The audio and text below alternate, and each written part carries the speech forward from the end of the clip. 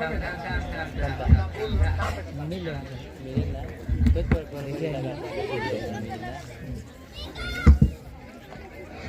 मातृभूमी जिथे जन्मले मी, नमो आर्य भूमी जिथे वाढले मी, नमो कर्मभूमी जिथे ज्याच्या कामी पडो देह माझा नमामि नमामि, परम पवित्र माझ्या या मातृभूमीला पहिल्यांदा नमस्कार.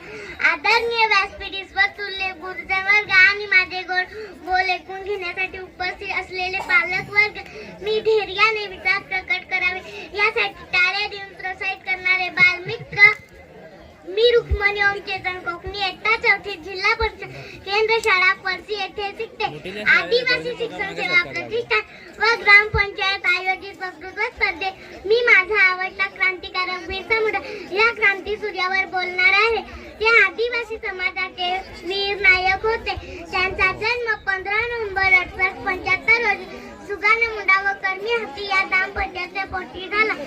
त्यांचा जन्म गावली हतोळे राज्य जिल्ह्यातील आहे. त्यांच्या वडिलांनी बिरसा मुंडा यांचे बालपण जंगलात व ग्रामीण भागातील ते धनुर्विद्या व नेमबाजीचा सराव करायचे. त्यांच्या वडिलांनी त्यांचे धर्मांतर करून त्यांचे नाव जर्मिन मिशन स्कूल मध्ये दाखल केले, परंतु तेथील धार्मिक शक्तीमुळे त्याने मिशन शाळा सोडली व प्रसिद्ध वैष्णव आनंद पांडे यांच्या संपर्कात आले. यांच्यासोबत इंग्रजांच्या काळात धोतरण्याचा त्यांना फार तिरस्कार यायचा.